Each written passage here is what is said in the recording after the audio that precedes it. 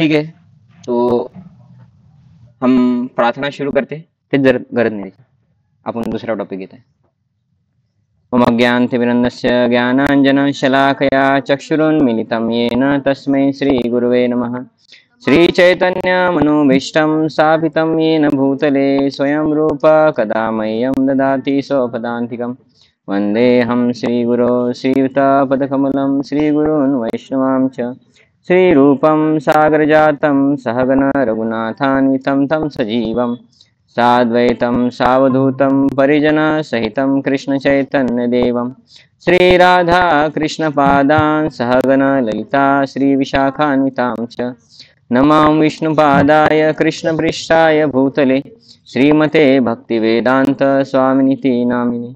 नमस्ते सारस्वते देवे गौरवाणी प्रचारिणे निर्विशेष शून्यवादी पाश्चात्यदेशतारिणे. नमो महावदन्याय कृष्ण प्रेम प्रदायते कृष्णाय कृष्ण चैतन्य नामिने गौरतुषे नमः. हे कृष्ण करुणा सिंधु दीनबंधु जगतपते गोपेश गोपिका कांत राधा कांत नमोस्तुते. तप्त कांचन गौरांगी राधे वृंदावनेश्वरी वृषभानुसुते देवी प्रणमामि हरिप्रिये. वाञ्छाकल्पतरुभ्यश्च कृपा सिन्धुभ्यैव च पतितानां पावनेभ्यो वैष्णवेभ्यो नमो नमः. जय श्री कृष्ण चैतन्य प्रभु नित्यानंद श्री अद्वैत गदाधर श्रीवासादि गौर भक्तवृंद. हरे कृष्णा कृष्णा कृष्णा हरे हरे हरे राम राम राम हरे हरे. मूकं करोति वाचालं पंगुं लंघयते गिरिं यत्कृपातमहं वन्दे श्रीगुरुदीनतारिणम्. ठीक है, हरे कृष्ण. तो आज जो टॉपिक लिया है, हमारा नॉर्मल जो क्लास रहता है वो ऑनलाइन भक्ति वृक्ष रहता है, और इधर जो 12वीं के स्टूडेंट आते हैं 11वीं 12वीं उनको भी हम भक्ति वृक्ष का ही देते हैं नोट्स. तो ऐसा वो करते हैं, थोड़ा मॉडिफिकेशन. ये भक्ति वृक्ष माता जी जो लेते होंगे ऑफलाइन उससे थोड़ा अलग रहते हैं हमारा. बस वो पैराग्राफ पढ़ते हैं और एक्सप्लेन करते हैं. लेकिन प्रभु जी बोले वो भक्ति वृक्ष की जगह कुछ अलग लीजिए, क्योंकि आज का जो 19वां सप्ताह था उसमें नॉनवेज ईटिंग के बारे में था, और अभी ईटिंग तो कोई करता नहीं, तो उनको क्लास देके वो इसलिए टॉपिक चेंज कर दिया. मकर संक्रांति करके टॉपिक रखा है. मकर संक्रांति कब है? 14 को है, 14 तारीख को. तो इसलिए उसके बारे में थोड़ा चर्चा करेंगे. तो ये मकर संक्रांति जो है, नॉर्मली हमें क्या पता है, मकर संक्रांति मतलब महाराष्ट्र में तिल गुड़ गया गोड़ गोड़ बोला है ना. तो पतंग है ना, पतंग उड़ाने का वो भी एक है. तो थोड़ा देखेंगे आध्यात्मिक, हमारा भक्ति के हिसाब से. हमारा वैष्णव कैलेंडर में मकर संक्रांति लिखा हुआ नहीं है. अगर 14 तारीख का मकर कैलेंडर निकालेंगे तो उसमें क्या लिखा है? गंगा सागर मेला. मतलब हाँ, वैष्णव तिथि के हिसाब से हम जो इम्पोर्टेंस है उसको पकड़ते. तो गंगा सागर मेला हमारे लिए इम्पोर्टेंस है, उसका भी कथा देखेंगे. तो इसमें और कुछ कथाएं है कि इस दिन मकर संक्रांति के दिन और क्या क्या हुआ था. तो पहले तो संक्रांत ये शब्द और मकर दो शब्द है, मकर संक्रांत. तो मकर क्या है? राशि है ना. तो और संक्रांत संक्रमण. संक्रमण क्या है? संक्रमण मीन्स मिक्स हो जाना है ना, कंटेजियस है ना. कोरोना क्या था? संक्रमण से होता था है ना. तो मकर संक्रांति किस लिए है? तो सूरज की एंट्री इनटू द मकर राशि, ऐसा इसके लिए है वो. तो 12 राशि होती है, और महीने कितना होता है? महीने 12. कौन सा महीना होता है? जनवरी फरवरी मार्च है ना. तो फिर मकर महीना कौन सा है? तो संस्कृत के हिसाब से तो संस्कृत के हिसाब से ये महीने नहीं है ना. तो संस्कृत के हिसाब से अलग महीना है. कौन कहाँ से शुरू होता है? चैत्र वैशाख है ना, वैसे. तो वैसे 12 महीने और 12 राशि है. तो आपका खुद का राशि तो मालूम होगा है ना, कुंभ मीन मकर. तो मकर राशि के हिसाब से मकर संक्रांति ये शब्द है. तो होता क्या है? तो सूर्य होता है पूरब से निकलता है पश्चिम जाता है हमारे हिसाब से. तो पूरब से निकलता है पश्चिम जाता है, लेकिन एक महीने में एक एक राशि चेंज करता है.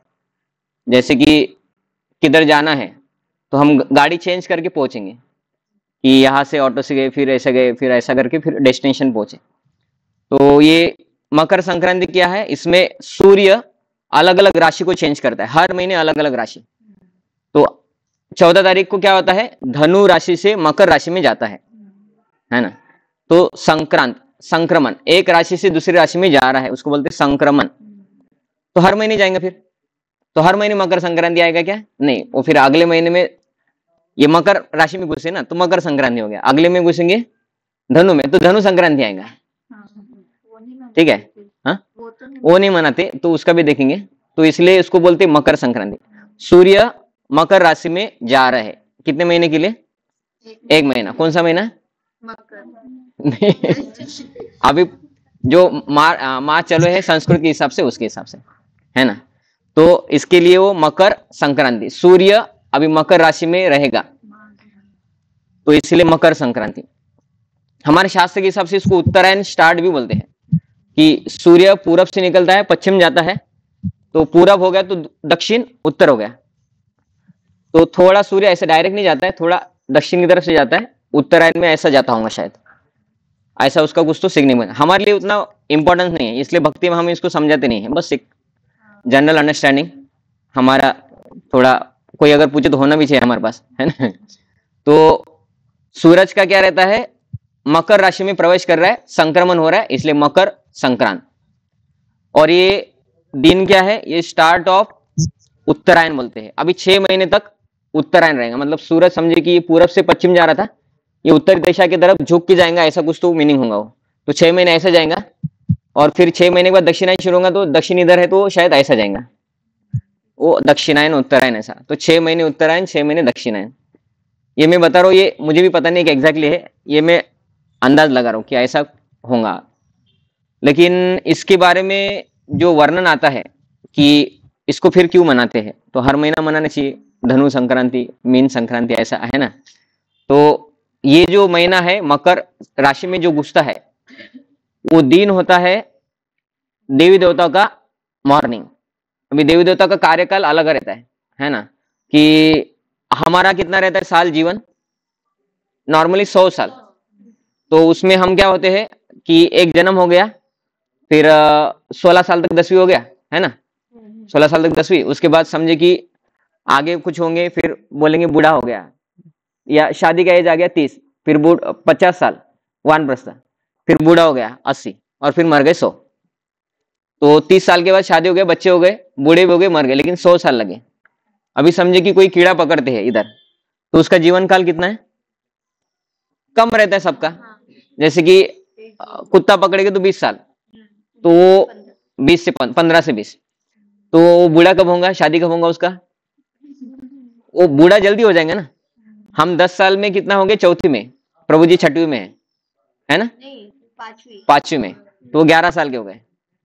तो लेकिन कुत्ता 11 साल में बूढ़ा हो जाएगा, क्योंकि 15 साल में डेथ आने वाला है, तो है ना।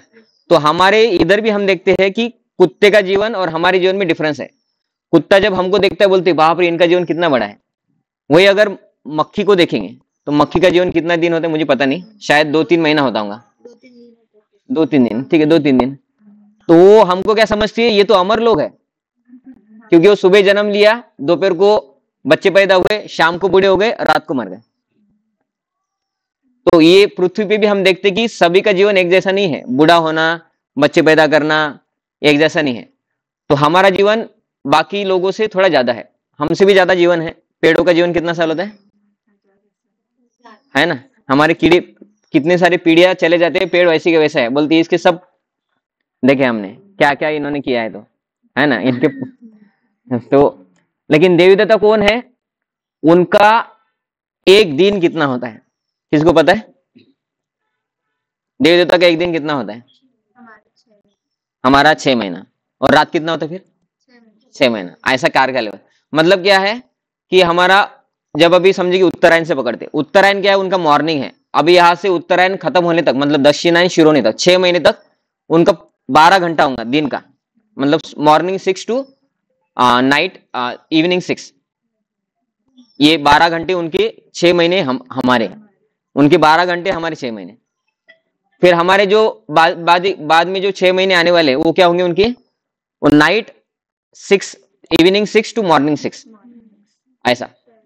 तो उत्तरायण के दिन, हरे कृष्ण, आज जो 14 तारीख को जो मकर संक्रांति आता है उस दिन उनका मॉर्निंग है। तो उठते तो नहाते धोते ना हम, है ना, मतलब नॉर्मली लोग नहाते हैं, अभी कुछ संप्रदाय रहते हैं वो नहाते भी नहीं है ना, ऐसा रहता है। तो ये मकर संक्रांति क्या है, उनका मॉर्निंग है, तो मॉर्निंग में वो लोग क्या करते हैं, उठते हैं। तो इसीलिए ये मकर संक्रांति को मनाते हैं, धनु संक्रांति नहीं मनाएंगे, वो उनका 8 बजे हो जाएगा, चाय पीने का समय हो गया, है ना, तो इसलिए उसको नहीं मनाते हैं। तो ऐसे ये मकर संक्रांति के बारे में वर्णन आता है, और इसमें बहुत सारा वर्णन दिया हुआ है कि ये मकर संक्रांति में क्या क्या करते हैं, ये वो सब, चंद्र कैलेंडर, मून कैलेंडर की सबसे अलग अलग उसका वर्णन आता है कि ये होता है वो होता है, उसको हम नहीं लेंगे। हमारे जो भक्ति के लिए अनुकूल जो है वो है भागवत की कथा है। तो जिधर ये मकर संक्रांति का वर्णन आता है वो कथाओं को हम लेंगे। तो पहला लेते हैं, फर्स्ट कैंटो में आता है भीष्म पितामह। भीष्म पितामह कौन है, कौन है? हाँ, शंतनु के पुत्र भीष्म पितामह, उन्होंने प्राण छोड़ा था। कब छोड़ा था? हाँ, मकर संक्रांति की बात छोड़ा था। तो लेकिन उत्तरायण शुरू होने के बाद उन्होंने छोड़ा था। तो युद्ध हो गया, मोक्ष एकादशी को शुरू होने वाला था। तो भगवदगीता भगवान ने बोल दिया युद्ध शुरू हो गया, बोले भगवदगीता खत्म, अभी युद्ध करो। युद्ध शुरू हो गया, 18 दिन युद्ध हो गया। तो मोक्षदा एकादशी से 18 दिन मतलब दूसरी एकादशी भी चला गया, क्योंकि 15 दिन में दूसरी एकादशी आएंगी, मतलब मोक्षदा एकादशी बाद दूसरा एकादशी हो गया और 3 दिन एक्स्ट्रा हो गए। तो 3 दिन के बाद युद्ध समाप्त हो गया, युधिष्ठिर महाराज राजा बन गए। लेकिन भीष्म पितामह क्या थे, वो बाण की शैया पे लेटे हुए थे, क्योंकि उनको 10वें दिन या कुछ तो उनको बहुत, वो रिटायर हो गए थे, वो बाण लगे थे, तो उनको बाणों की शैया पे रख दिया था। अभी भीष्म पितामह के हाथ में मृत्यु है। क्या है उनको वरदान? इच्छा मृत्यु, है ना। तो हमें दर्द होता है तो हम, है ना, हम बोलेंगे तभी मृत्यु पा लेंगे, है ना। तकलीफ आता है तो लोग बोलते चलो फिर, है ना, फांसी लटक जाएंगे किधर। तो इनको इतना दर्द हो रहा है कि 2 बाण लगे हैं, उसमें एक जगह और एक बाण डालने के लिए जगह नहीं है, तो कितना दर्द हो रहा होगा। लेकिन इच्छा मृत्यु, लेकिन छोड़ नहीं रहे प्राण, आत्महत्या नहीं कर रहे, है ना। तो बाद में जब युधिष्ठिर महाराज राजा बनते हैं, युधिष्ठिर महाराज रोते, पहले अर्जुन रो रहे थे कि मैं युद्ध करूंगा, ये लोग मर जाएंगे, लोग बोलेंगे अरे अर्जुन को राजा बनना था इसलिए युद्ध किया। भगवान ने उनको भगवदगीता सुनाया, अर्जुन मान गए। अब युधिष्ठिर महाराज रो रहे कि अरे मुझे राजा बनना था इसलिए सब लोगों को मार दिया। तो भगवान उनको बोलते हैं कि रो मत, ऐसा वैसा वैसा। अभी अर्जुन को 45 मिनट्स में समझा दिया भगवान ने, अर्जुन ने समझ लिया और रोना बंद करके युद्ध शुरू कर दिया। युधिष्ठिर महाराज को समझा नहीं पा रहे भगवान, है ना। भगवान समझे और कोई समझे ना, ऐसा होता है क्या, है ना। वो भस्मासुर का वर्णन आता है ना, कि भस्मासुर को भगवान ने, शंकर जी ने आशीर्वाद दिया था कि तुम जिसके सर पे हाथ रखोगे वो मर जाएगा। तो बोलते तुम्हारे सर पे हाथ लगता, वो शंकर जी भाग रहे और भस्मासुर उनके पीछे पड़े हैं, और कृष्ण भगवान ब्राह्मण का रूप लेके आते। तो बोलते किधर भाग रहे हो, भगवान कृष्ण ब्राह्मण का रूप लेके आते, और भस्मासुर क्या बोलता है, वो शंकर जी को मारने के लिए उसने मुझे वरदान दिया है कि उसके सर के, जिसकी भी सर के ऊपर हाथ रखूंगा वो मर जाएगा। तो भगवान क्या बोलते हैं, अरे कुछ भी बोलते। वो व्यक्ति शरीर को भस्म लगाता है ना, भूत प्रेत के साथ रहता है। हम रहते भूत प्रेत के साथ, हमको अगर पता चले उधर भूत प्रेत है तो हम यज्ञ कर लेंगे, है ना। तो वो व्यक्ति खुद होके भूत प्रेत के साथ रहता है, वो वरदान देंगे और तुमने हाँ भी बोल दिया, तुमने एक्सेप्ट कर लिया, ऐसा थोड़ी होता है। तुमको झूठ रखता है तो तुम खुद ट्राई करो, खुद के सर के ऊपर रख के, कुछ नहीं होगा। और उसने बोला हाँ ऐसा भी हो सकता है, उसने सर पे हाथ रखा, वो मर गया। तो भगवान अगर कन्विंस करना चाहते किसी को तो उसकी मृत्यु के लिए भी कन्विंस कर सकते हैं। लेकिन युधिष्ठिर महाराज को रोना बंद नहीं कर पा रहे, अर्जुन को सिखा दिया, युधिष्ठिर को नहीं कर पा रहे। क्यों? क्योंकि भगवान को भीष्म को क्रेडिट देना था, क्योंकि भीष्म को लोग क्या जानते हैं, क्या जानते हैं, कौन से पार्टी में युद्ध किया भीष्म ने? कौरव। तो कौन है भीष्म फिर हमारे हिसाब से? Opposite party, villain. अर्जुन को मार रहे, विलन हो गए ना। तो भगवान को क्रेडिट देना था भीष्म पितामह को, इसलिए युधिष्ठिर को समझाने के बाद भी युधिष्ठिर माने नहीं। तो फिर बोले चलो तुमको मैं भीष्म पितामह के पास लेके जाता हूँ। भीष्म पितामह किधर थे? उधर ही थे, कुरुक्षेत्र पे।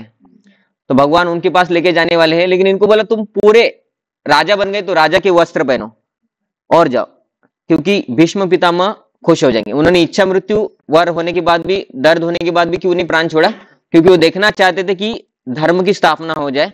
युधिष्ठिर महाराज धर्मराज है, उनको राज्य मिल जाए, और तुम राजा के कपड़े पहन के जाओ तो भीष्म पितामह को अच्छा लगेगा कि अभी दुनिया का राज, क्योंकि एक चक्रवर्ती सम्राट, पूरा भारत क्या होता था? भारत मतलब ये भारत नहीं है ना जो अभी है, भारत मतलब पूरा पृथ्वी। तो वो खुश हो जाएंगे, इसलिए भी उन्होंने प्राण नहीं छोड़ा था, ऐसा भी बोला जाता है। तो फिर उनके पास चले गए और भगवान उनको बोले कि तुम तुम्हारे प्रश्न इनको बोलो कि मेरे वजह से ये हुआ, इतने सारे लोगों का मृत्यु हो गया, मुझे राजा बनना था, मैं क्या करूं, ऐसा वैसा जो भी तुमको बोलना है। अभी भगवान नहीं समझा पाए, अभी भीष्म पितामह समझाएंगे। वो कौन है? आईसीयू में है ना, वो समझाएंगे। तो भीष्म पितामह लेटे हैं, सभी पांडव उनके आजू बाजू में बैठ गए और युधिष्ठिर महाराज उनको प्रश्न पूछते हैं कि धर्म क्या है ना, राजा का धर्म क्या है, ये सब अलग अलग बहुत सारे प्रश्न हैं, वो प्रश्न पूछते हैं और भीष्म पितामह उनके उत्तर देते हैं। भीष्म पितामह खुश है कि ये लोग राजा बन गए और भगवान पास में है, इसलिए भी खुश है। मरते वक्त भगवान पास में है ना, तो इसलिए भी खुश है कि भगवान भी पास है और भक्त भी है और वो राजा बन गए हैं। पृथ्वी पे धर्म का राज्य आ गया महाराज युधिष्ठिर का, है ना, धर्म संस्थापनार्थ है, भगवान का उद्देश्य पूरा हो गया। तो फिर सब एक्सप्लेन करते हैं भगवान, सॉरी भीष्म पितामह उनको, और युधिष्ठिर महाराज मान्य करते, ठीक है भाई, जो हुआ अच्छा हुआ, मैं राजा हूं लेकिन अभी अच्छे से राज्य करेंगे, ये सब नियति का खेल है, मैं राजा बन के लोगों का अच्छा ही करूंगा। अभी भगवान उधर है, पांडव भी उधर है। अभी भीष्म पितामह बोलते कि अभी मेरा सब हो गया, मुझे अभी प्राण छोड़ना है, और वो देखते हैं कि अभी उत्तरायण शुरू हो गया, मकर संक्रांति थी।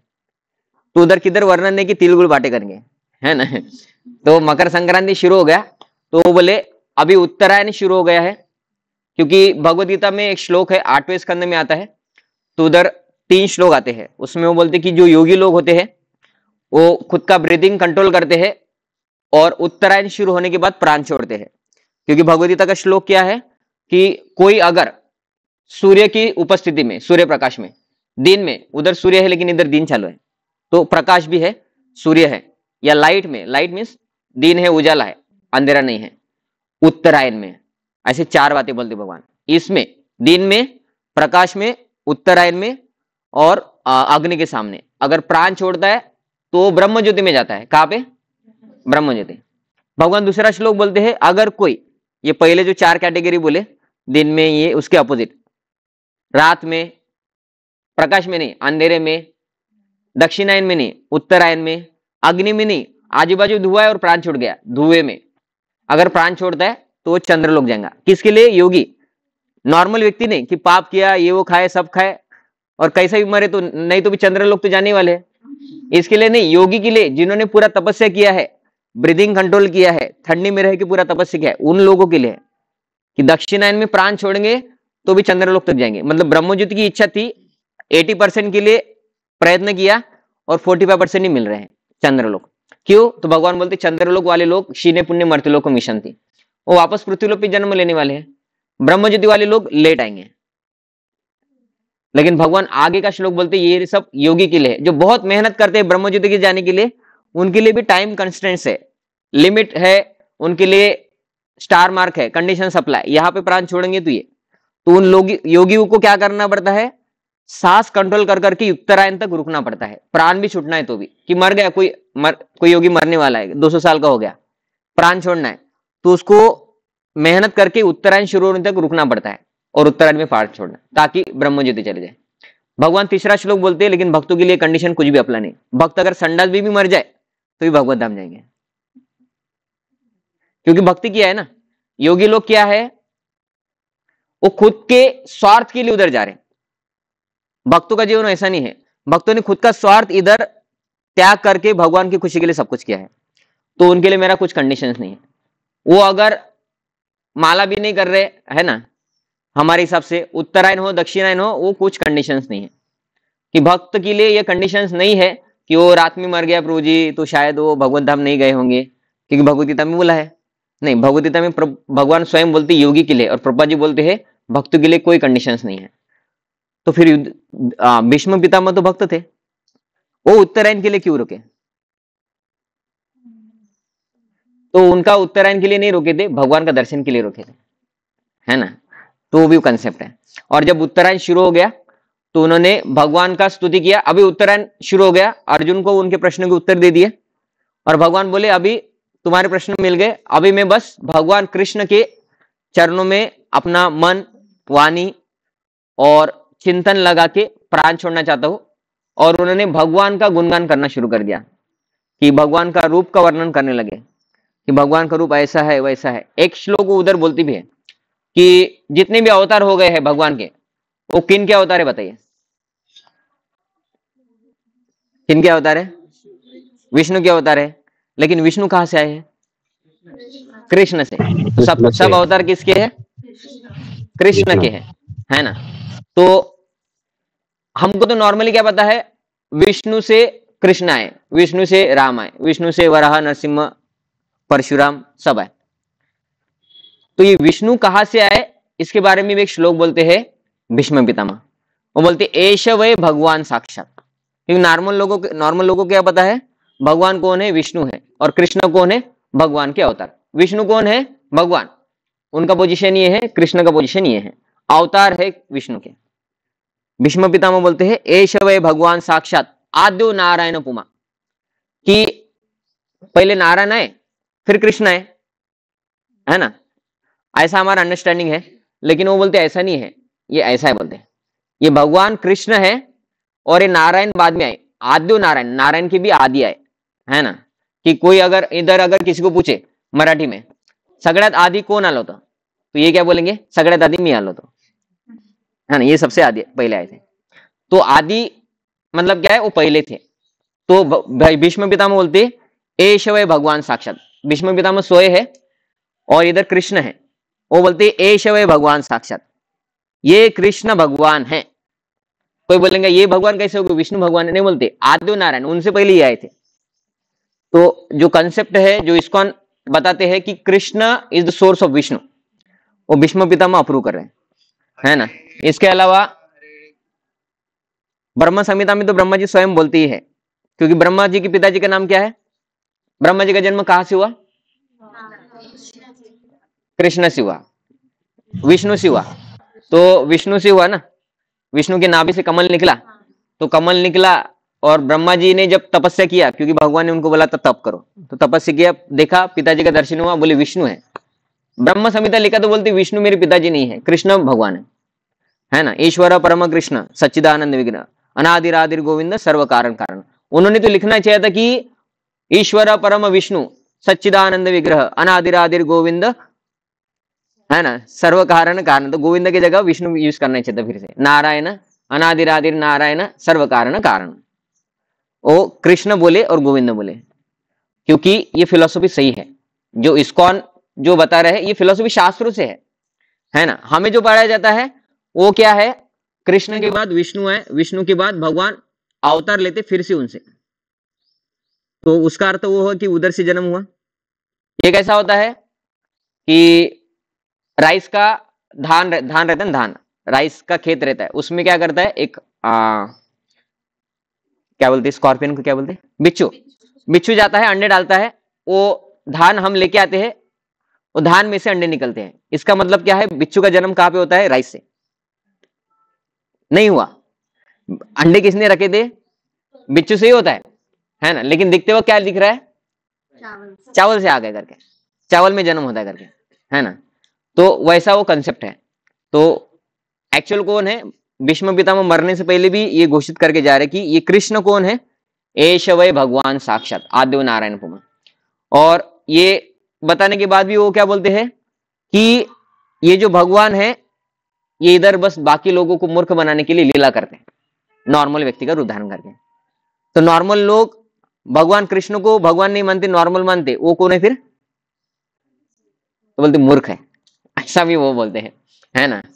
तो ऐसा वो श्लोक बोलते हैं, उनका बहुत सारा वर्णन भी करते हैं उधर की एक श्लोक भी आता है कि रवि कर गौर वराम दर ददाने, वो श्लोक भी आते हैं, बहुत सारा वर्णन करते कि भगवान का रूप कैसा है, उनके गुण कैसे है, ये सब वर्णन करने के बाद फिर बोलते हैं, उधर एक श्लोक आता है कि ये सब होने के बाद उन्होंने अपना चित्त भगवान के ऊपर धारण किया, भगवान उधर है, भगवान के ऊपर धारण किया और उन्होंने प्राण छोड़ दिया, तो और वो भगवान के धाम चले गए। तो ये उत्तरायण में उन्होंने प्राण छोड़ा, हालांकि उनको जरूरत नहीं है ना, लेकिन भगवान सामने आने तक वो रुके रहे। भगवान सामने अगर दक्षिणायन में आते तो दक्षिणायन में प्राण छोड़ते, है ना। तो भक्तों के लिए उत्तरायण दक्षिणायन का कंसेप्ट ज्यादा नहीं है ना। भक्त अगर रात में भी मरे 12 बजे, भूतकाल शुरू हो गया था प्रभु जी तब प्राण छोड़ा, है ना, तो भी कोई प्रॉब्लम नहीं है, उनका अच्छा ही होने वाला है। भगवान का प्रॉमिस है भगवद गीता में कि सुचिनाम श्रीमताम ये है ना, योग भ्रष्ट विजय, जिनका भक्ति रुक गया कुछ कारण की वजह से नष्ट भी हो गया, तो भी उनको गारंटी है मनुष्य जन्म मिलेगा, है ना। और योगी का क्या गारंटी है कि वो किधर भी जाएंगे तो परमानेंट नहीं रहेंगे, ऐसा है। तो भगवान उसके बारे में बोलते हैं। दूसरा कथा इसमें ये आता है कि चैतन्य महाप्रभु ने संन्यास लिया था मकर संक्रांति के दिन। तो इसका वर्णन आता है चैतन्य भागवत में कि अभी आपको पता नहीं होगा चैतन्य भागवत, चैतन्य चरितमृत, बस चैतन्य नाम पता है हमको, चैतन्य है ना महाप्रभु। तो चैतन्य महाप्रभु कौन है? भगवान कृष्ण। भगवान कृष्ण जब द्वापर युग में आए तो असुरों का वध करने के लिए आए। अभी चैतन्य महाप्रभु बन के क्यों आए? असुर प्रवृत्ति का व्रत करने के लिए। असुर प्रवृत्ति, असुर वध करना है भगवान को, तो कितने का करेंगे? सबका ही करना पड़ेगा, है ना। तो उससे अच्छा तो फिर बॉम्ब फोड़ दो, एक सब खत्म हो जाएंगे। तो लेकिन वो क्या बोलते हैं कि असुर सबके अंदर है, असुर प्रवृत्ति को नाश करेंगे, तो उससे क्या हो जाएगा कि ये जो दुख है वो दुख कम हो जाएगा। तो भगवान चैतन्य महाप्रभु बन के आए और भगवान ने क्या किया? हरिनाम संकीर्तन शुरू किया। तो अभी हरिनाम संकीर्तन किया, लेकिन भगवान ने शादी किया था, भगवान की वाइफ थी, और तब क्या था कि सन्यासी को ज्यादा वैल्यू।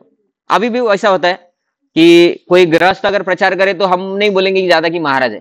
कोई अगर लाल कपड़े पहन के आ जाए तो बोलेंगे महाराज है, और फिर सिगरेट फूकता होगा तो भी महाराज है, दारू पीता होगा तो भी महाराज है ना। ऐसा ही है ना, अभी भी लोगों का दाढ़ी है लंबा, इधर जटा है तो साधु है। तो तब भी वो लोग क्या करते थे कि वैसा ही धारणा थोड़ा रहता था, और तब मायावादी फिलोसॉफी ज्यादा था, और मायावादी संप्रदाय के जो सन्यासी थे उनका ज्यादा प्रभाव था।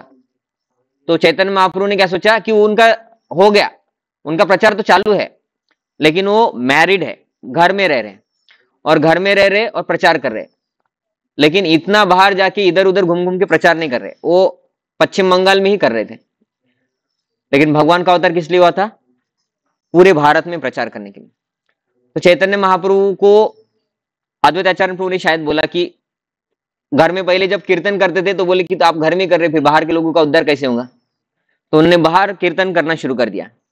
पहले बस भक्तों के संग में करते थे, बोले अभी बाहर जाके करेंगे, वृंदावन सिटी में करेंगे, है ना, इधर करेंगे उधर करेंगे। लेकिन भगवान को लगा लेकिन मैं गृहस्थ होने के बारे में वजह से क्या होता है, ज्यादा लोग रिस्पेक्ट नहीं होता है। भगवान को रिस्पेक्ट की जरूरत नहीं, लेकिन लोगों को फायदा नहीं होगा ना, कि कोई अगर ये बांट रहे, समझे कि ठीक है ये बांट रहे, अभी ये बांट रहे हैं, लेकिन कोई लोग कब लेगा? अगर वो रिस्पेक्ट करता है तो। समझे कि अगर अभी इस्कॉन के भक्त भगवद गीता बांटेंगे तो लोग ज्यादा नहीं जाएंगे, अगर मोदी आके भगवद गीता बांटेगा तो जाएंगे ना। लेकिन प्रचार तो काम महत्वपूर्ण है ना। तो भगवान ने सोचा कि सन्यासी को ज्यादा वैल्यू देते लोग, तो मैं सन्यासी बन जाऊंगा। तो संक्रांति से कुछ दिन पहले उन्होंने क्या किया, 5 लोगों को बोला था कि मैं सन्यास लूंगा मकर संक्रांति को। तो उन्होंने बोला भी था, एक व्यक्ति को बोला कि मैं मकर संक्रांति के दिन सन्यास लूंगा, तो एक व्यक्ति हो गए। उन्होंने बोला और 4 लोगों को बताओ, तो उसमें 4 लोग और भी थे। बोले जननी माता को बताओ, सच्ची माता भगवान की माँ का नाम है, क्या है नाम? सच्ची माता। गदाधर पंडित, मुकुंदत, ऐसे 5 लोगों को बताओ। मतलब ये जिसको बता रहे वो तो एक हो गए, और वो 4 लोगों को, तो बस 5 लोगों को पता है। लेकिन ऐसा नहीं होता 5 लोग पता है, बहुत सारे लोगों को फैल जाता है ना। तो भगवान ने बोला था माँ को बताओ, लेकिन बीबी को भी पता चल गया, है ना। और बाकी भक्तों को सबको पता नहीं था, लेकिन कुछ लोगों को पता चल गया था। तो वर्णन आता है, लेकिन 5 लोग को बताओ, लेकिन बीवी को बताओ ऐसा नहीं बोला था, क्योंकि भगवान शादीशुदा थे ना, और भी सन्यास लेना है मेरे बीवी को भी बताना, ऐसा नहीं किया भगवान ने, बोले माँ को बताओ। लेकिन बाय समहाउ उनके माँ को सची माता ने बताया होगा शायद, या कैसे, तो चैतन्य महाप्रभु की वाइफ है ना, उनको भी पता चल गया। अभी भगवान ने क्या किया, मकर संक्रांति हमारे हिसाब से 14 जनवरी है ना, तो 14 जनवरी की जगह 13 जनवरी को भगवान ने सुबह से ही कीर्तन करना शुरू कर दिया। और उधर कुछ तो रहता है, कीर्तन करते हैं लोग, कुछ गिफ्ट ला के देते हैं, तो लोग आते थे, चैतन्य महाप्रभु कीर्तन ही कर रहे थे, सब लोग कीर्तन कर रहे सुबह से। सची माता को पूछना है, तुम सन्यास क्यों ले रहे हो, ये क्यों कर रहे हो, वो क्यों कर रहे हो। पहले सची माता के हस्बैंड नहीं है, चैतन्य महाप्रभु के पिताजी नहीं है, और सची माता को जब शादी हुआ तो 7 पुत्र हुए और वो मर गए। बाद में 8वें पुत्र हुए विश्वरूप, चैतन्य महाप्रभु के बड़े भाई, वो बड़े हुए और सन्यास लिए चले गए। पंढरपुर में उन्होंने दीक्षा लिया था, है ना, पंढरपुर महाराष्ट्र। तो वो चले गए, 7 पुत्र चले गए, 8वें पुत्र बड़े हुए, वो भी टिके नहीं, वो सन्यास लेके चले गए। 9वें कौन है, चैतन्य महाप्रभु, वो थोड़े बड़े हुए, शादी किया, ठीक है, वो भी बोलते मैं सन्यास लूंगा, है ना। बच्चों को जन्म क्या ब्रह्मचारी बनने के लिए दिया है क्या, ऐसा सोचते हैं ना, तो हमारा कौन ख्याल रखेगा, ऐसा माँ के मन में थोड़ा ये था। वो जाने दो, मेरा ख्याल वो जान दो, तुम्हारी बीवी का ख्याल कौन रखेगा, है ना।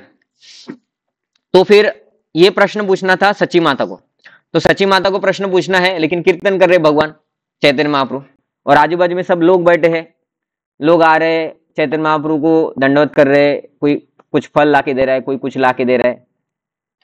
तो सची माता को टाइम ही नहीं मिल रहा है कि कुछ बताओ करके। तो फिर ऐसे करते करते रात को 11 बज गए। रात को 11 बजे सब चले गए, और चैतन्य महाप्रभु अभी अकेले है, सोच के सची माता उनके पास गई कि अभी मैं उनके पास जाऊंगी, उनको बोलेंगे क्यों कर रहे हो ऐसा करके, थोड़ा माता ये रहता ना, रोना धोना शुरू करेंगे, ऐसा कुछ सोचा होगा उन्होंने। तो सची माता उनके पास गई और उनको बोला कि मैं सुना कि तुमने सन्यास लेना चाहते हो, ऐसा क्यों ऐसा क्यों। उतने में चैतन्य महाप्रभु क्या बोले कि अभी इनको कैसे समझाए। तो दरवाजा बजा, एक व्यक्ति अंदर आ गए, व्यक्ति दूध और लौकी लेके आए, बोले ये मेरे तरफ से गिफ्ट। चैतन्य महाप्रभु ने बोला, ये चैतन्य महाप्रभु का अरेंजमेंट ही था कि अभी माता को कैसे रोके, तो वो व्यक्ति आ गए, क्योंकि भगवान है ना, भगवान कुछ भी कर सकते हैं, है ना। तो व्यक्ति आया, उन्होंने दूध और लौकी लेके आया, और चैतन्य महाप्रभु क्या बोलते हैं कि मुझे तुमको तो पता है मुझे लौकी का हलवा बहुत पसंद है, ये लौकी भी आ गया, दूध भी आ गया, वो गुड़ भी लेके आया था, उसका हलवा बनाओ बोले, टाल दिया माता जी को। और उनकी माँ चले गई अंदर किचन में कुकिंग करने के लिए, रात को 11 बजे। और फिर भगवान थोड़े अंदर चले गए, तो भगवान को लगा कि उनकी जो वाइफ है उनको पता नहीं होगा, तो लेकिन उनको पता चल गया था, तो वो भी रोने लगी। भगवान अंदर चले गए कि तो देखने, वो भगवान अंदर गए तो वो भी रोने लगी, मैं सुना कि आप सन्यास ले रहे हैं, ऐसा वैसा, उन्होंने रोना शुरू कर दिया। भगवान बोले तुम शांत हो जाओ, सो जाओ, अभी 12 बज गए हैं, ऐसा वैसा। वो सोई नहीं, भगवान ने योग निद्रा को बुलाया, वो सो गए, है ना। भगवान को चाहिए तो कोई भी सो सकता है ना। कि भगवान का जन्म हुआ किधर, मथुरा में, जेल में। अभी वसुदेव को भगवान कृष्ण को लेके जाना है बाहर, दरवाजे बंद है, उधर सिक्योरिटी गार्ड है, वो भी जगे हुए हैं। बाहर निकलेंगे तो कुत्ते हैं, वो भी भूकेंगे। यमुना क्रॉस करके नंदगांव जाएंगे या गोकुल जाएंगे, उधर भी कुत्ते भूकेंगे, उधर भी लोग हैं, वो भी जग सकते हैं। भगवान ने सबको सुला दिया, कोई कुछ नहीं किया। लॉक खुल गया, गार्ड सो गए, भगवान मथुरा से निकले, उधर के कुत्ते सोए थे, यमुना में क्रॉस कर लिया, और उधर गोकुल में चले गए, उधर के भी कुत्ते सोए थे, घर में घुसे वो लोग भी सोए थे। वो एक्सचेंज किया, कृष्ण भगवान को रखा, और उधर की जो यशोदा माता की पुत्री थी उनको लेके वो वापस आए, तब तक सब सोए थे। भगवान को चाहिए तो सबको सुला देते हैं। भगवान ने विष्णु प्रिया माता जी को सुला दिया, क्योंकि नहीं तो वो भी फिर रोएंगे ऐसा वैसा। लेकिन भगवान का प्लानिंग है ना, भगवान भगवद गीता में पहले ही बोल दिए थे, 11वें स्कंद में, 11वें अध्याय में विश्व रूप दिखाया था भगवान ने। और भगवान ने अर्जुन को बोला था कि ये जो विश्व युद्ध होने वाला है, ये विश्व युद्ध के बाद पांडव जीवंत रहेंगे। भगवान ने बोला भीष्म, कर्ण, दुर्योधन और सब कौरव सब मर जाएंगे। और भगवान ने दिखाया भी था, एक व्यू दिखाया था कि भगवान के बहुत सारे मुख है और सब सेना उनके मुख में घुस रही है, काल रूप दर्शन, है ना। भगवान ने भविष्य दिखाया था, और भगवान बोले मेरे योजना के हिसाब से होता है सब। कोई अभी कितना भी रोना धोना करे तो नहीं होता है। तो सची माता को भगवान ने अंदर भेज दिया, विष्णु प्रिया रो रही थी, भगवान ने उनको सुला दिया। तो फिर भगवान अभी बोले 12 बज गए, अभी मैं निकलता हूँ, क्योंकि मकर संक्रांति के दिन मुझे संन्यास लेना है। उनका डिसाइड था कहाँ से लेंगे, किधर जाना है, क्या करना है, तो कटवा में जाना था उनको। तो उन्होंने क्या किया, घर से निकल रहे तो बाद में फिर 4-5 लोगों को बताया था ना, मुकुंदत, गदाधर पंडित, बाकी। तो ऐसे कुछ मुकुंदत और गदाधर पंडित बोले हमको भी आना है आपके साथ, आप संन्यास लो, हमको कोई टेंशन नहीं, लेकिन हम आएंगे आपके साथ।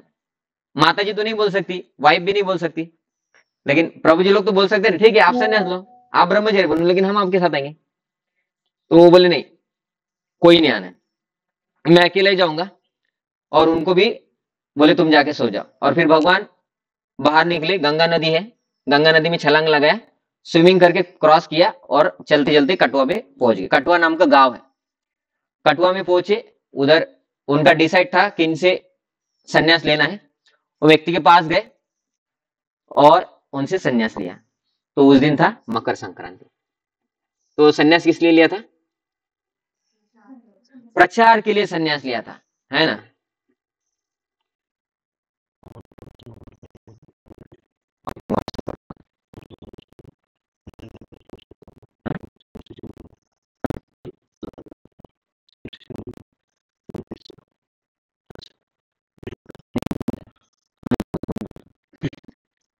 नाही झालं तर हाँ नाही झालं तर मग हा म्हणजे नेक्स्ट वीक तुमचं आहे. माझं नाही आहे, मला माहित नाही. ठीक आहे. हाँ मी फक्त मागून तुमचं हाँ हाँ. तो मकर संक्रांति के दिन उन्होंने संन्यास लिया। किस लिए लिया था संन्यास? प्रचार करने के लिए। क्योंकि जब वो गृहस्थ थे तो गृहस्थ लोग अगर प्रचार करते हैं तो बाकी जो लोग लगते हैं उनको क्या लगता है, अरे ये भी हमारे जैसे ही है, घर में फंसे हैं लोग, ये क्या हमको विरक्ति का मार्ग बताएंगे, भगवान को प्राप्त करना ही वो। तो भगवान को लगा अरे मैं भगवान हूं, लेकिन लोगों को पता नहीं है, लोग इसलिए ऐसा बोल रहे हैं, तो मैं क्या करता हूं, मैं संन्यास ले लूंगा, है ना। तो संन्यास लेंगे तो क्या होगा, लोग रिस्पेक्ट करेंगे तो सुनेंगे, और सुनेंगे तो फिर उनका उद्धार हो जाएगा। इसलिए फिर उन्होंने संन्यास ले लिया। रोजी पाठवला। तो उन्होंने संन्यास लिया और उसके बाद जो प्रचार किया उन्होंने, मकर संक्रांति को संन्यास किया, उसके बाद जो प्रचार किया तो बस नदिया में, नदिया मतलब वो मायापुर जो बोलते हैं आप, उधर प्रचार नहीं किया उन्होंने, उन्होंने पूरा भारत में प्रचार किया, लेकिन फॉरेन नहीं गए, है ना। तो उन्होंने वो बाकी रहने दिया था प्रभुपाद जी के लिए। कैसा, तो भगवान ने अर्जुन को गीता सुनाया और अर्जुन को शांत कर दिया, लेकिन क्रेडिट देना है अभी भीष्म पितामह को, कि मैं जिसको नहीं समझा पाता उसको मेरे भक्त ने समझा पाया, तो मेरा भक्त कितना महान है। तो भारत में प्रचार किया उन्होंने सब तरफ, लेकिन विदेश में प्रचार करने के लिए प्रभुपाद जी को रख दिया, और वो क्रेडिट प्रभुपाद जी को दिया, कि ताकि भविष्य में भीष्म पितामह जैसा उनका भी नाम हो जाए। और अभी प्रभुपाद जी का नाम है कि भगवान ने नहीं किया वो, है ना, भीष्म ने किया, भगवान ने नहीं किया वो प्रभुपाद ने किया प्रचार पूरे विश्व में।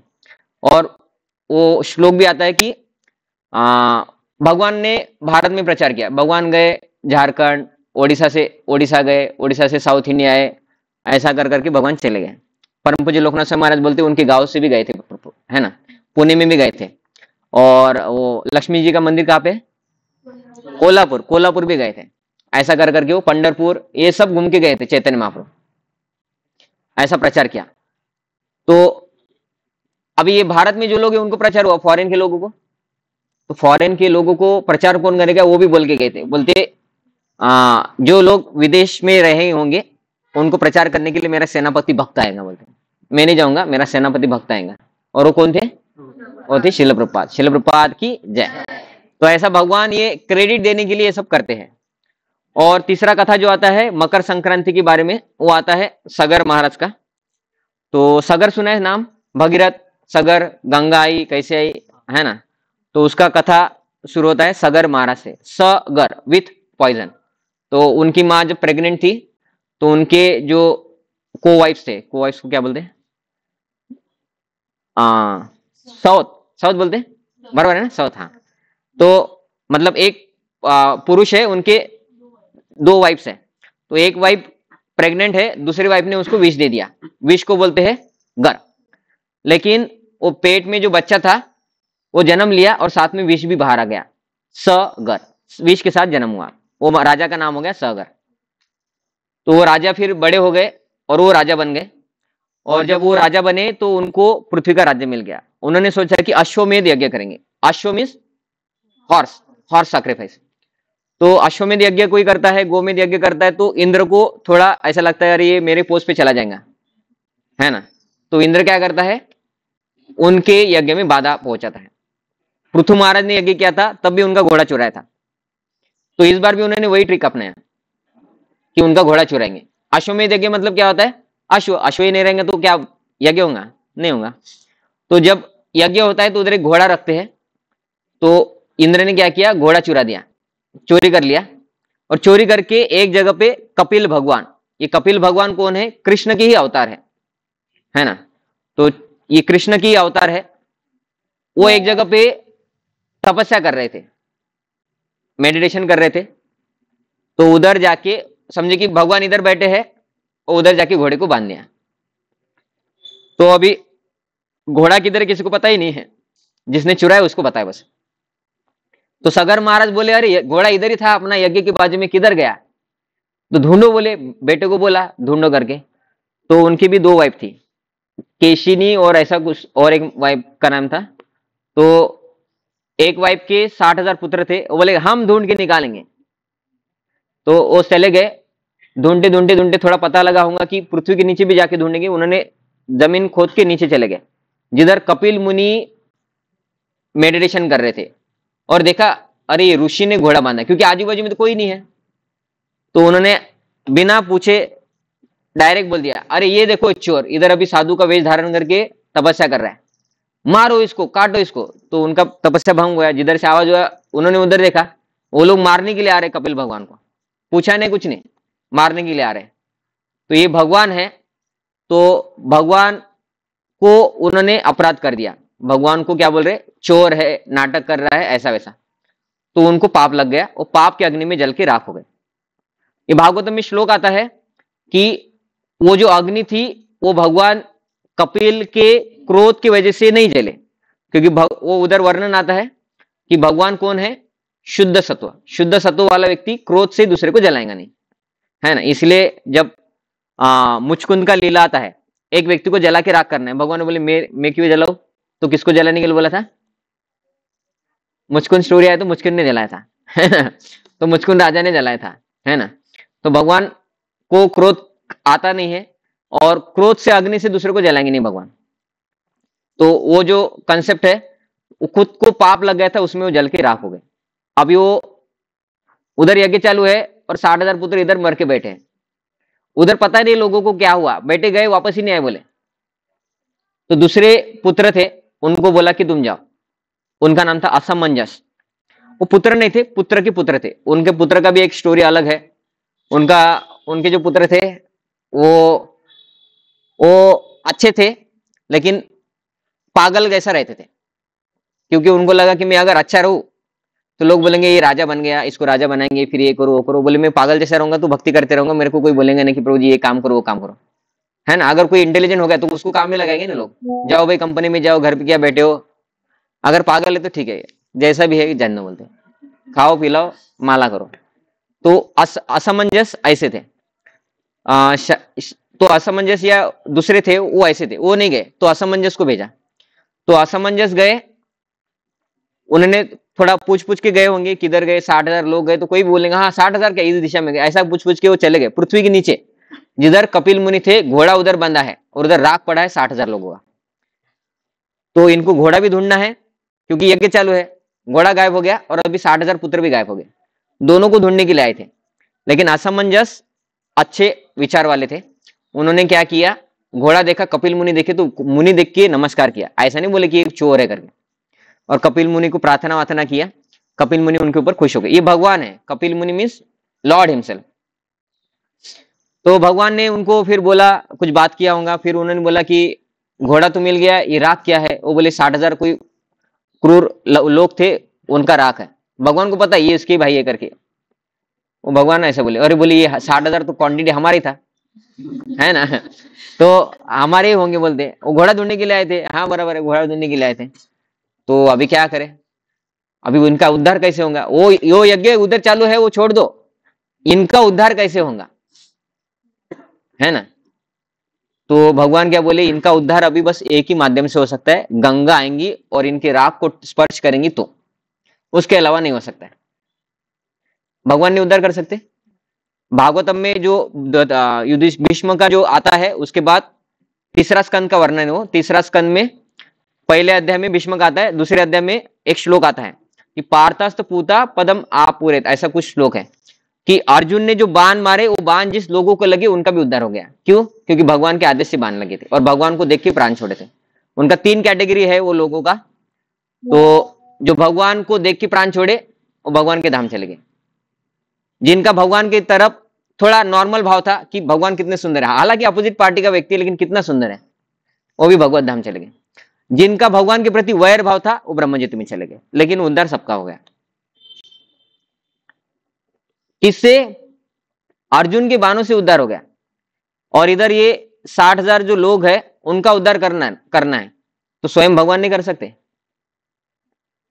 कर सकते भगवान, लेकिन भगवान लीला करते हर बार। हमको अगर क्रेडिट मिल जाए तो हम किसी को करने नहीं देंगे, हम ही करेंगे, बोलेंगे देखो हमने किया ना। भगवान क्रेडिट देते हैं, भीष्म को क्रेडिट दिया, दूसरा प्रभुपाद जी को क्रेडिट दिया, इधर भगवान क्रेडिट देना चाहते हैं भगीरथ महाराज को। भगवान बोले इधर गंगा आएंगी तो उद्धार होगा। दूसरा भगवान का प्लानिंग इसके पीछे ये है, गंगा तब तक स्वर्गलोक में ही थी, अलकनंदा, क्योंकि भगवान गंगा किधर थी, ये ब्रह्मांड है, ब्रह्मांड के बाहर गंगा है, उसको बोलते विरजा नदी। विरजा नदी का भी एक अलग स्टोरी है। वो विरजा नदी क्यों बनी, वो एक गोपी थी भगवान के धाम में, वो राधा रानी ने श्राप दिया, वो नदी बन गई, ऐसा वो। तो ब्रह्मांड के बाहर विरजा नदी है, वो गंगा है। वो ब्रह्मांड के बाहर है, ब्रह्मांड के अंदर सब पापी लोग हैं, उनका उद्धार कैसे होगा? तो बलि महाराज का जब भगवान ने गर्भहरण किया था, तब भगवान के चरणों से गंगा अंदर आ गई थी। ये ब्रह्मांड को छेद हुआ और गंगा भगवान के चरणों को धो के गंगा जल कौन बन गया? चरणोदक बन गया, चरणामृत बन गया। और वो आई, वो स्वर्गलोक तक ही थी अलकनंदा बन के। उधर उधर इनकी 4 ब्रांच होते हैं और फिर सब ब्रांच हो जाते हैं, लेकिन स्वर्गलोक तक थी। तो इधर नीचे के लोगों का क्या होगा? क्योंकि स्वर्ग कौन जाता है? जिनके पुण्य ज्यादा है। इधर पापी लोग है, इनके पाप भी ज्यादा है, धोने के लिए भी गंगा नहीं है, और ये स्वर्ग जाने के लिए इनके पास और कुछ भी नहीं है। तो भगवान का प्लानिंग क्या है, अभी ये ब्रह्मांड के बाहर से स्वर्गलोक तो आ गई, अब ये पापी लोग के पास भी आ जाए, ताकि ये कुछ पाप करेंगे तो धो लेंगे, फिर से पाप करेंगे तो फिर से धो लेंगे, फिर से पाप करेंगे तो फिर से धो लेंगे। भगवान बोलेंगे क्या कि भाई, है ना, तुम पाप करो लेकिन तुम्हारे लिए फिर भी व्यवस्था करके रखता हूं कि तुम बार बार नहाओ, है ना। तो ये भी भगवान का प्लानिंग है। कपिल भगवान स्वयं उनका उद्धार कर सकते हैं। भगवान के दृष्टि से मरा हुआ आदमी जिंदा होता है। भगवान ने कृष्ण लीला में कितने सारे लोगों को जिंदा किया, काले के वक्त जितने भी ग्वाल बाल मर गए थे उनको जिंदा किया, है ना। तो ऐसा बहुत बार किया भगवान ने, तो भगवान कर सकते हैं। भगवान ने खुद के गुरु के पुत्र को मरा हुआ को लेके आए, कर सकते भगवान, सब कुछ कर सकते। भगवान ने खुद के जो भाई थे मरे हुए 6 भाई, वो देवकी के 6 पुत्र मर गए थे पहले, किसने मारा था? कंस ने। तो भगवान ने बड़े होने के बाद वो पुत्र को वापस लाया था मरने के बाद। भगवान कुछ भी कर सकते हैं, है ना। भगवान ने जब प्राण छोड़ा, तो भगवान ने प्राण छोड़ा था द्वारका के बाजू में प्रभास क्षेत्र में, है ना। तो उधर प्राण छोड़ा भगवान ने। प्राण कैसे छोड़ा भगवान ने? बाण लगा था भगवान के पाँव में। लेकिन भगवान के भक्तों को इच्छा मृत्यु, भगवान को नहीं है क्या? लीला है भगवान का। बोलते हमारा टाइम हो गया, 2:26 हो गए, हम क्लास खत्म करेंगे, ऐसा होता है ना हमारा। वैसे भगवान बोले हमारा टाइम हो गया, अभी कलयुग शुरू करना है। तो जब तक भगवान है तब तक कलयुग शुरू नहीं होगा, कली का एंट्री नहीं होता है। तो भगवान बोले अभी कली का समय हो गया, अभी हमें लीला समाप्त करना पड़ेगा, क्योंकि मेरा जो प्रोग्राम था धर्म संस्थापनार्थाय, अर्जुन भीष्म, ये सॉरी अर्जुन युधिष्ठिर ये सब बन गए राजा, अभी धर्म संस्थापना हो गई। विनाशाय दृश्यताम, कौरव भी मर गए, मेरा हो गया काम, तो अभी मैं धाम जाता हूं। तो बाण लग गया, भगवान जिसने बाण मारा उसको उद्धार कर दिया, बोले तुम पहले भगवत धाम जाओ मेरे से पहले। उसको 4 हाथ वाला रूप मिल गया, डायरेक्ट सारूप्य मुक्ति, और वो भगवान के धाम चला गया। जिसने बाण मारा उसको भी भगवान ने मुक्ति कर दिया। तो ये 60,000 लोगों को नहीं कर सकते? कर सकते, लेकिन भगवान को स्वर्गलोक से इधर गंगा लाना था और भगीरथ महाराज को श्रेय देना था। तो भगवान ने क्या किया, उनको बोला गंगा को लेके आओ, गंगा का स्पर्श होगा ये राग को, तो ये राग जिनका है 60,000 पुत्रों की, वो सगर के 60,000 पुत्रों का मुक्ति हो जाएगा। इतना ही नहीं, तो भविष्य में भी जितने लोग मरेंगे उनका भी उसमें फायदा है ना। तो इसके लिए तो फिर उन्होंने प्रयास किया गंगा को प्रसन्न करने के लिए, लेकिन वो बूढ़े हो गए, मर गए, गंगा प्रसन्न हुई नहीं। उनके पुत्र हुए दिलीप महाराज, उन्होंने भी सोचा कि हमारे पूर्वजों का उद्धार करना चाहिए ना। अभी ये सिखाया नहीं जाता है नॉर्मली, अभी लगता है कि हमारा बस जॉब लग जाए हो गया, है ना, वो पिताजी को कोई संभालेगा, उनके पूर्वजों का उद्धार, ये तो पता ही नहीं अभी, है ना। लेकिन दिलीप कौन है, पूर्वजों का उद्धार करने के लिए वो भी पूरा तपस्या किए, तपस्या में उनका पूरा जीवन चला गया, मर गए, गंगा प्रसन्न नहीं हुई, प्रकट नहीं हुई।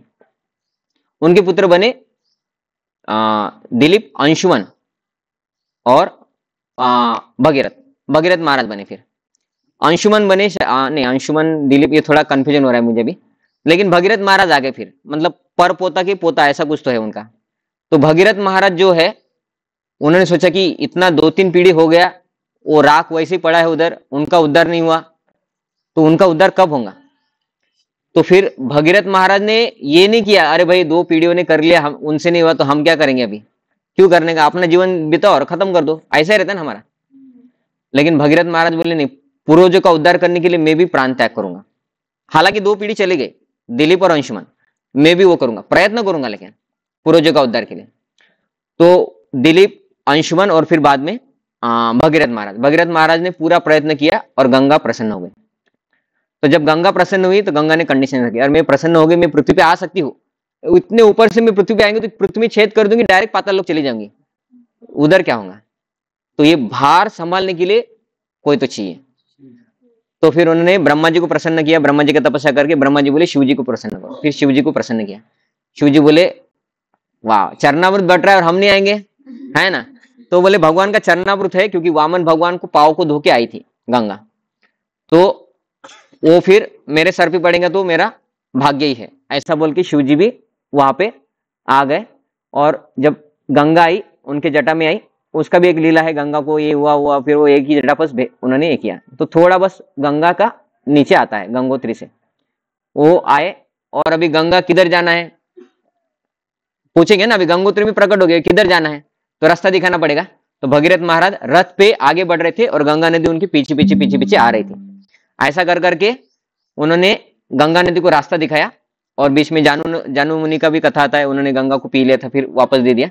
ऐसा कर करके मकर संक्रांति को गंगा मिल गई बंगाल सागर में, जहां पे वो राख पड़ी थी, और उनके पुत्रों का 60,000 पुत्रों का उद्धार हुआ। तो ये मकर संक्रांति के रिलेटेड ये हमारे भागवतम की कथा है। भीष्म चैतन्य भागवत वाला चैतन्य महाप्रभु का संन्यास लीला, और ये गंगा बंगाल के सागर में मिल जाती है, इसलिए मकर संक्रांति के दिन उधर गंगा सागर मेला करके रहता है। तो ये इससे रिलेटेड कथाएं थी। तो हमारा जो रहता है इसमें तिल गुड़ है ना, ये वैष्णव इसमें तो लिखा हुआ भी नहीं हमारा। अगर वैष्णव कैलेंडर अगर आप पढ़े खोलेंगे तो 14 तारीख को लिखा है गंगा सागर मेला, बोलेंगे मकर संक्रांति लिखना भूल गए, है ना। तो उसको मकर संक्रांति ये अलग अलग पड़ा। अभी गुजरात में, महाराष्ट्र में, साउथ इंडिया में अलग अलग तरीके से मकर संक्रांति को मनाते हैं। हम महाराष्ट्र में तिल गुड़ बांटते हैं, गुजरात में वो गजक बांटेंगे, पतंग उड़ाएंगे, साउथ इंडिया में वो पोंगल बनाएंगे, ऐसा अलग अलग। कुछ जगह पे दिए, राजस्थान में दिए लगा के करते होंगे, ऐसा अलग अलग करते हैं। बेसिक ये है, ये कथा होना चाहिए, प्रवचन होना चाहिए। नहीं तो तिल गुड़ खाया उससे एक भौतिक लाभ है, वो तिल गुड़ को बांटते उसका आयुर्वेदिक रिजल्ट है। कि अभी क्या होता है, अभी ठंडी के दिन है तो स्किन क्या होता है, ड्राई हो जाता है, तो उसके लिए वो आयुर्वेद का एक उपाय है कि तिल शरीर में चला जाए तो तिल से वो सॉफ्ट हो जाता है। और ये सूखापन आता है ना शरीर में, तो सूखापन से क्या होता है, मन में भी सूखापन आता है। तो बूढ़े लोग जो रहते हैं उनको लगता है कि हमारा क्या होगा, इतना ठंडी बज रहा है, शरीर वीक हो गया, उनको ऐसा लगता है।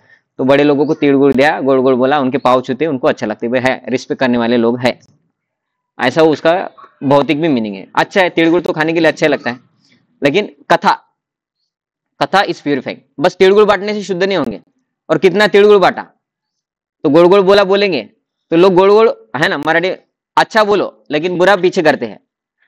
तो तिल गुड़ बांटने से भी ज्यादा फायदा नहीं हो रहा है इनडायरेक्टली, है ना। लेकिन ये कथा इंपॉर्टेंट है कि जब भी कोई रहता है, ये कोई भी टॉपिक हो, कथा होना चाहिए भगवान का, तो वो इंपॉर्टेंट है। ठीक है, आपका कुछ प्रश्न है तो आप पूछ सकते हैं, या कुछ बताना है तो बता सकते हैं।